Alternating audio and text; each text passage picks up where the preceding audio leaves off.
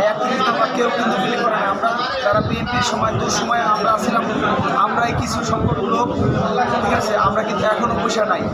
আমরা মনে করি যে এখন আমার নাম দাদু। আপনার 71 লোকে আমি নিজের লোকজন হঠাৎ করে আমাকে আক্রমণ করছে, চলাতে বড় বড় চলাতে বাড়ি দিচ্ছে। কোন জায়গায় ঘটনাটা কোন জায়গায় ঘটছে? এটা উত্তরাল ব্রিজ পার হয়ে উত্তরাল ব্রিজ পার হওয়ার পরে কোথায় গিয়া এই পাশে আপনার কেউ চেনেন নাই? আমি চিনি নি, আমি কে চিনি আমি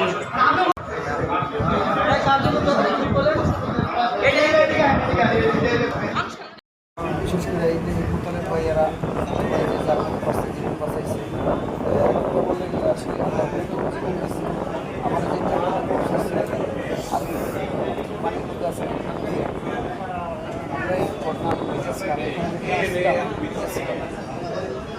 আমি আর কিছু বলতে চাই না। আমি পুঁজিবাজার বিচার চাই, এই সন্ত্রাসীদের বিচার চাই, কারণ এখন তো দেশে কোনো বৈষম্য নেই। আমাদের সাংবাদিক ভাইয়েরাদের কাছে জানাতে চাই এই সমস্ত বৈষম্য যেন না হয়। আমরা আপনাদের মাধ্যমে বলতে চাই যে এদেরকে 24 ঘন্টার মধ্যে গ্রেপ্তার না করা হয়। এখন আমরা কিন্তু বাইসে আছি, বাঁচবো না মরবো আমরা জানি না।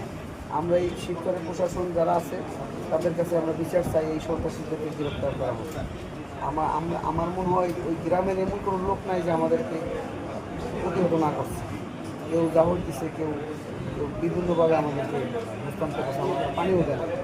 একজন আমাকে ধরে এক মহিলা আমাকে এইভাবে চুলকাম দিছে, চুলকাম দিয়ে আমাকে সাপোর্ট দিছে যে তোমরা কেন বিএনপি করো। তার একটা মানুষ সার নিয়ে কথাবার্তা কটূক্তি করছে। আমরা এদেরকে এই মহিলাদেরকে শাস্তি চাই। ভাই